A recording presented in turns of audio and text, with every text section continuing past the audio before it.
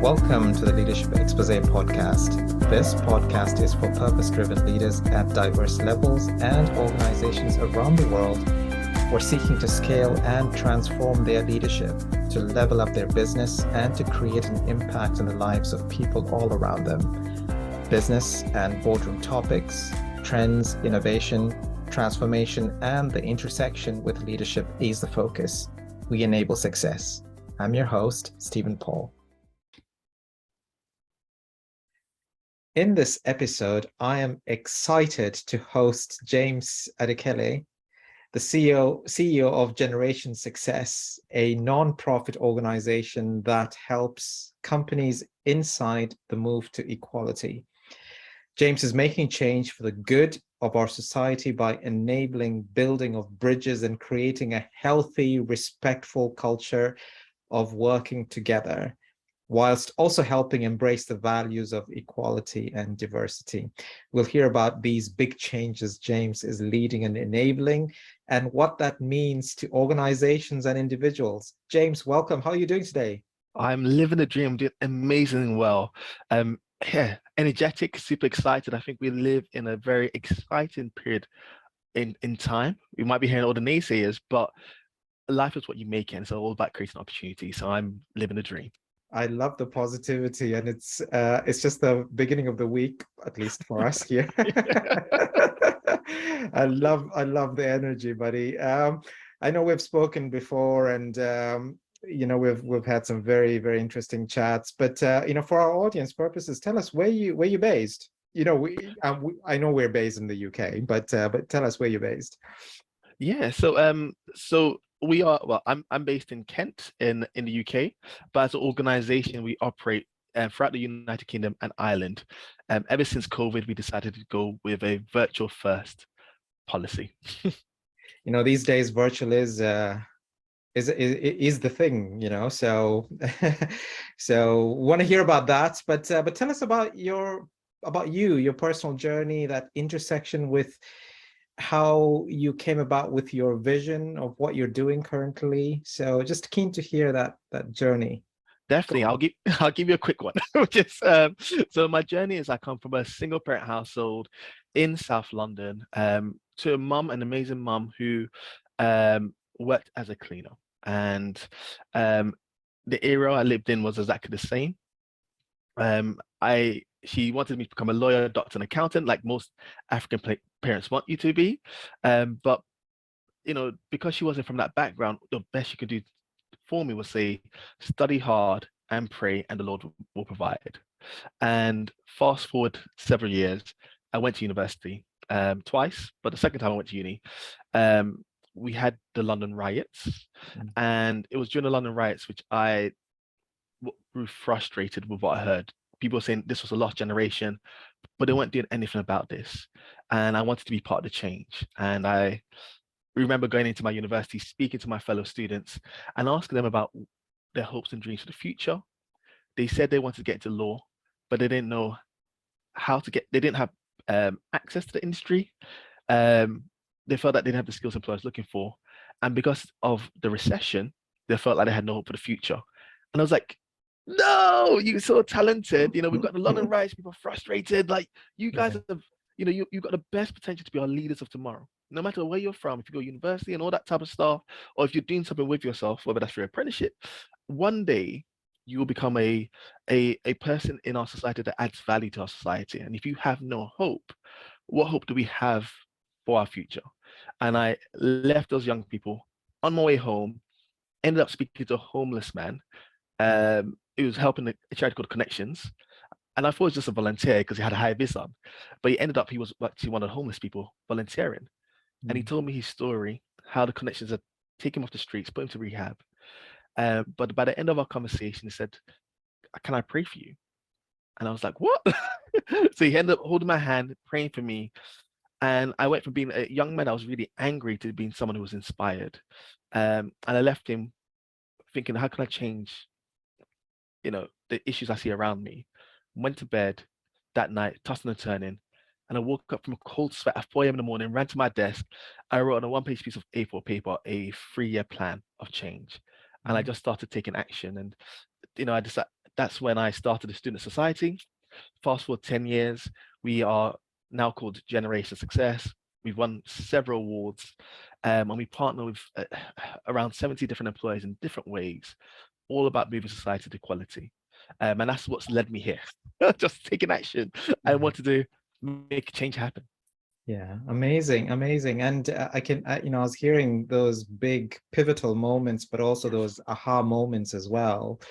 So keen to hear a little bit more about Generation Success. I recognize it's a non-profit organization. Educate me if it's not.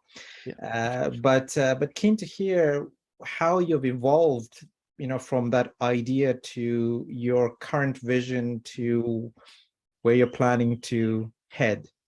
Yeah, no, definitely.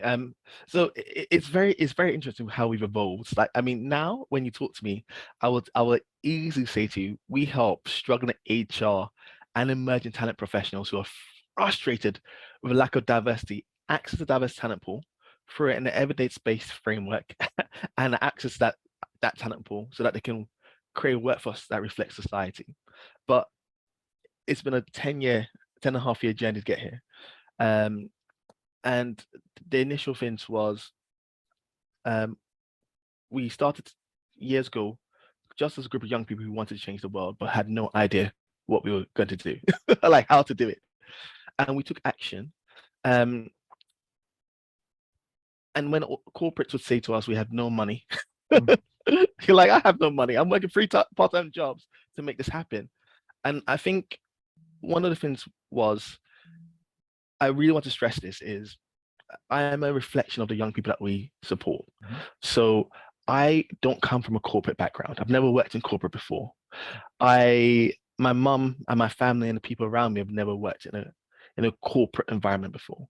So I have not been schooled in those unwritten codes.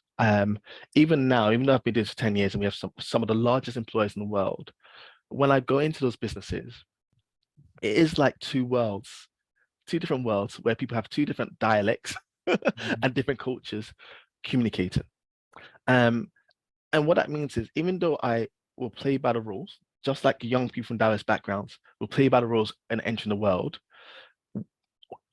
I am, and they are being tested by rules that aren't written, that they don't know they've been tested by. Mhm. Um, so I've had to navigate that, and luckily I've had the right mentors, I've had the right corporate partners who believe in our mission to move society to equality enough to Mhm. want to kind of work with us to develop the organization in such a way that we can affect change. Yeah. So being very, very lucky. And the other thing is, just like uh, people from diverse backgrounds, we not many people recognize that, but we have studied this. So we don't just do activities to move society equality like mentoring events and stuff. Mm. Everything we do is evidence-based. So Mhm. we've looked at all the different researches from the non-educational barriers to elite professions to McKinsey's report on the characteristics, mindsets of different young people. You know, we know the exact type of young person we are targeting and Mm. how to engage with them.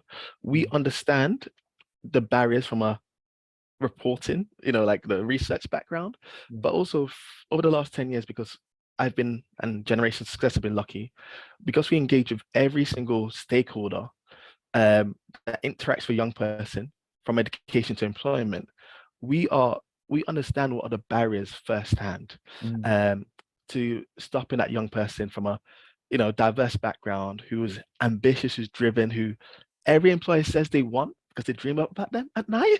Yeah. um, that's stopping those types of young people from entering the profession. We understand that from a first-hand basis, and that's what makes us a really great partner to work with these organizations to affect that change. Yeah. And as you were just describing it, and you just mentioned effect the change, Yeah. I'm hearing that many of these companies, if you just look at corporate companies, whether it's a startup or it's a scale up or if it's a established organization, they've got a number of written rules Mhm. and ways of operating. But I'm hearing that you come in and basically bring that to life. We do come in and we bring that to life, I think I know. So we have Mhm. several ways organizations can work with us. The first one is the entry, which we do the assessment. We assess them where we understand where their starting point are. We look at their statistics. We understand what their objectives are. Then we actually assess the stages that a young person will, or a stage that a person from diverse background would take. So Mhm. outreach, um, onboarding, offer, and an onboarding. We look at those, and we look at what are the social mobility factors that these employers are doing. What are the social mobility factors that are stopping those people from entering the organization? Because the time where companies come to us is they are frustrated. They've done everything. They've done unconscious bias training. They've done blind CVs. They feel like they've exhausted all options because often they try to do it themselves. Mm. And they're like, what else can we do? Yeah, And then yeah, that's when they come to us. And yeah, yeah. so we keep either giving them the roadmap to do it by themselves. Because the thing is, there's a lot of passion, there's a lot of drive, but Mm. there's a lack of know-how. Yeah, And yeah, that's where we come in, and yeah. they can do it by themselves, or we can help them, or we can coach them through um put together the plan to execute the plan of action. So James, I mean, change impacts Mm, different levels of an organization, an individual as well. mm. What do you think are some of these conversations the companies need to be having at, let's say, management team level, i.e. the executive team, or the board level, or even from an HR talent perspective across the workforce, across these different levels? Just briefly, Mm. what are your thoughts on the conversations that the companies need to be having? Yeah, so I mean, the first thing about this is we they first need to understand that every stakeholder, depending on the level, has a different need and a different want. Mhm. So, you know, if you are going to be and we also take some of our equality champions through a process, like a 7-stage process, to understand the dynamics within an organization and how to reach out, how to get a business case across. So, Mhm. for example, a chief executive, um, he's more concerned about kind of the brand of the they do care about diversity, inclusion, and equality, and having a more equal workforce. But the key thing about for them is they want to protect the organization and the brand of the organization, versus a hiring manager whose chief thing would be about I want they want a quality candidate, a quality hire, Mhm. to add value to the business, versus the talent acquisitions team who want to ensure that they select the right partners to. So you first need to understand what are the key things that each different stakeholder needs Mhm. to hear in order to tick a box that says this is relevant to me. Yeah. So that's one thing. But if you want to talk about generic, the first thing I'd like to say is, in order to educate the people in your organization, one of the things I'd say is simplify the language and just focus on equality. So Mhm. the reason why we talk about move to equality is, at the moment, the language in this area is confusing to a lot of people. To a lot of people, it feels it's not relevant to them because diversity, inclusion, um, equity, Mhm. we've got social inclusion now. A lot of people are like, I don't understand that, you know, Mhm.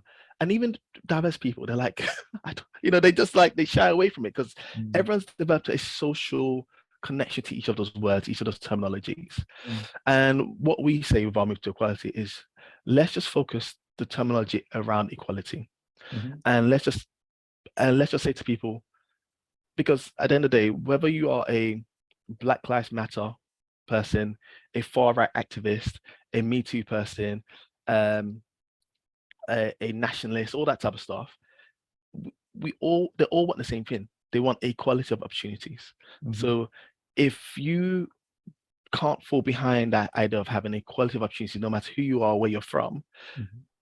let's be brave and say we don't care. We don't care about you. We're going to Mhm. focus on the natural people who relate to this.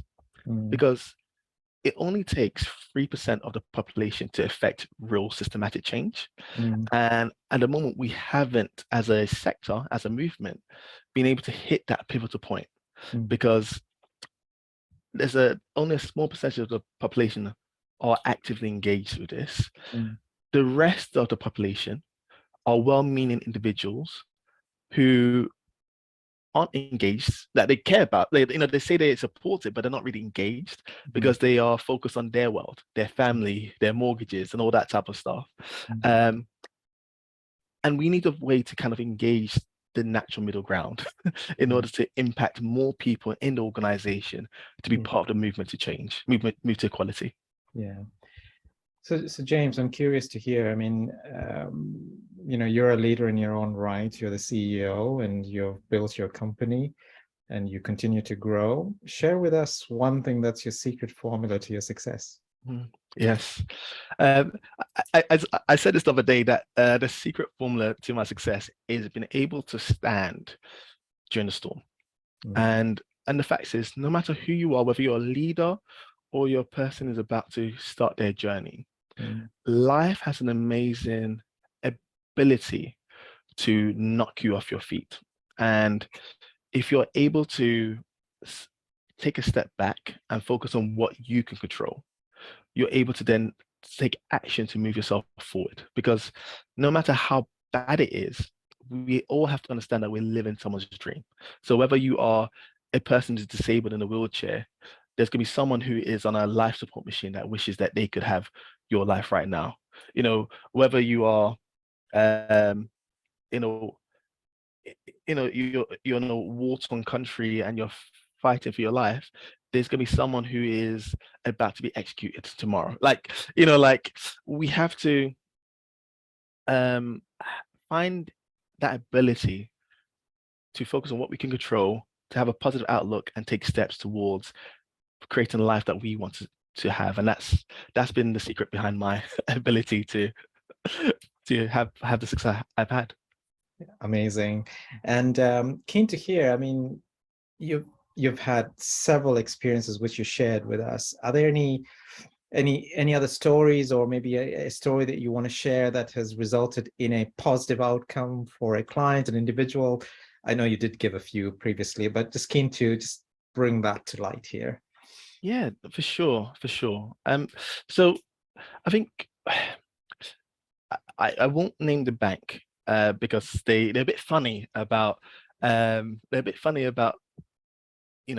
utilize their name and all that type of stuff, but they employ 80,000 staff around the world, and they have utilized Gen Success to be their emerging talent partner.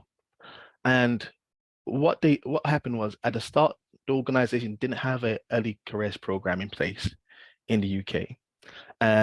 They did what most organizations do, because even though we're in 2020, there's still a lot of organizations who do their emerging talent recruitment through friends or family or children of their clients who say, "Oh, my son needs a work experience." They're like, "Yeah, come on in. We'll put them in the trading floor." So they wanted to, and this organization are one of my favorites because they live by their values, and they have a really clear focus on diversifying the industry and diversifying the workforce. So we had to do a pitching session to 20 of their senior leaders, and it was the most scariest thing ever. But we ended up creating for them a early careers program, internship program. Although they're a very large employer, they're not a big brand. So we created a program that's focused on the experience and the experience of the candidates and on the partnership with GS. Fast forward 3 years anyway. So we did that. We created a mentoring program. We created a internship program. Now that internship program it also includes the graduate program, and we also do that for them in Ireland and the United Kingdom, and it gives young people the chance to cross over between Ireland and the UK, during the internship. So that's happened over the last 3 to 4 years, and I think we've probably had 40, 50 young people over the last 3 years to take part in internships and graduate roles at our organization. actually might be more. But that's a big success story because Yeah. within that, because it's within the financial industries, there will always be between in in the professional services sector, there will always be naysayers. There will Yeah. be people who are at a very senior level who are in their bubble. Mm-hmm. So when I say bubble, I mean they their friendship groups are people in the same financial bracket Yeah. who look Yeah. like them. Yeah. They see people who look like them in the financial brackets on a daily basis. So they are far removed from the the world, like from a diverse perspective, Yeah. and they are sometimes scared about the notion of change and trying to bring more diverse talent. And Yeah. one of the first, well, I said this to another partner of ours.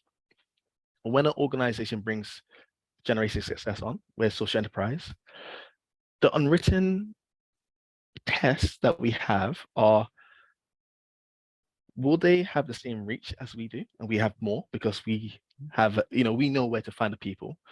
So we often beat what they do, even though they have more budget than us.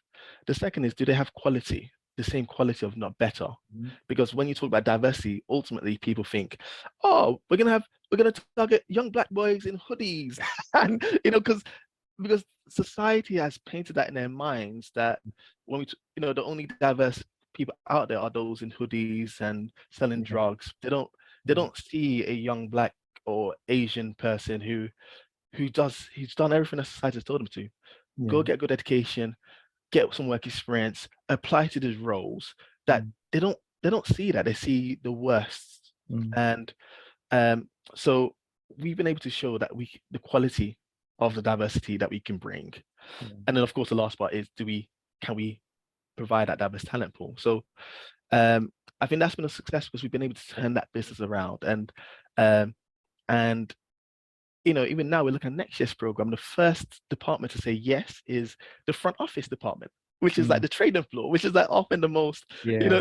so like Yeah. I'd say that has been a bigger success because Yeah. there's so much that goes into this that not many people realize. Yeah. And, No, and also, amazing. Yeah. yeah, and also last year we put 100 young people into full-time roles.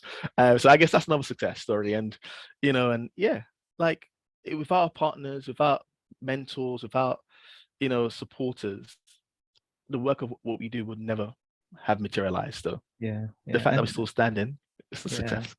And you've built trust to enable Yes. that success. Yeah. That's wonderful. James, we're coming to a close. Any closing messages or any other challenges that you want to give executive leaders or boards or business organizations, regardless of sector? Yes, there is. And the thing I wanted to say to these leaders is the biggest lie we are ever told is um, that is hard to make change happen. Mm. In reality, it's not that hard. Once you understand the right framework um, to use and you have the right strategy, you will have results. So if you are passionate about creating a more diverse workforce, about doing more to bring in people from underrepresented backgrounds into your organizations, don't get frustrated. Don't throw don't get frustrated. If you do, utilize that as a catalyst for change, Mhm. but then say, actually, what do we have in our control? Who can we bring in that has the right expertise that can guide us or could do it for us? Mm. That's one thing. Um, and the second thing, if you do want to do it yourself, there's nothing wrong with that. The key thing is you just have to be really detailed orientated about the entire journey of a candidate from an underrepresented background into your organization. When you do that, you'll start to see areas where you can improve. Now, if you have the expertise from a social mobility angle, you'll Mhm. find all the issues.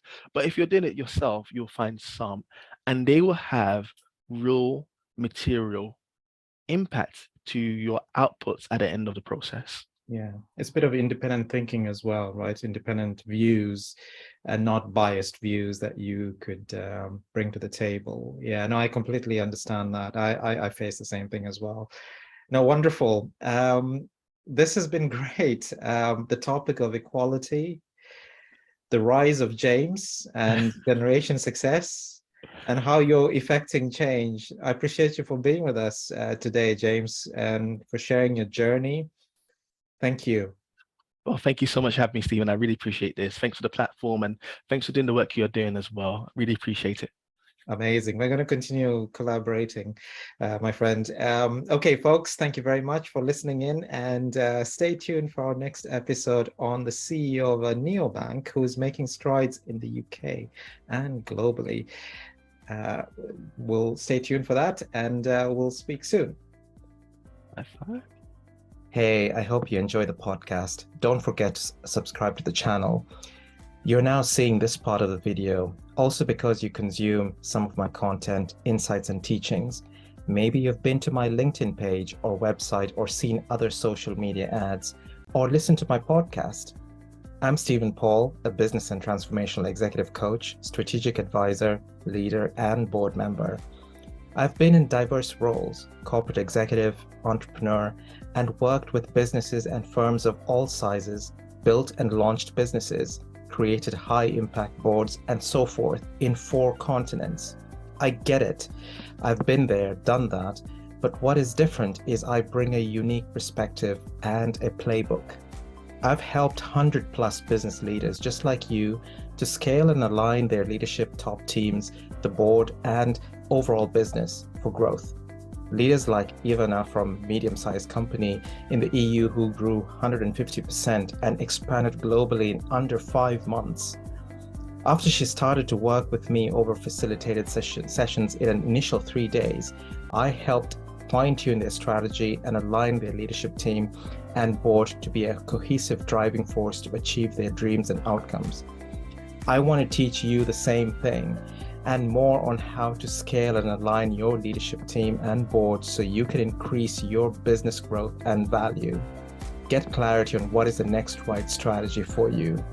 There are multiple ways we can work with you. Number 1, click the link for a free, non-obligatory 60-minute initial strategic session. Let's get a feel for your dreams, your vision, your challenges, and let me convert that into a route map for you where we can co-develop and co-pilot. Number 2, enroll in an innovative and intuitive digital online course that I have created to help you transform. It's called Unshakable Resilience. It is the ultimate program for individuals and business leaders like you who want to be equipped at a personal and professional level to respond to any form of challenges or in crisis situations and take on opportunities with grit, resilience, and build a mindset of success. In essence, you want to be unshakable, thrive in crisis, take on opportunities in the face of adversity, and build a success mindset. So, click the link below to learn more on how I can personally help you individually and your firm to scale and align your leadership team and business and pivot in a transformational way. And for you to experience this, whatever the challenge you're facing, get in touch with me. Let's discuss, and I will share my insight rapidly to enable your transformation. Click the links below.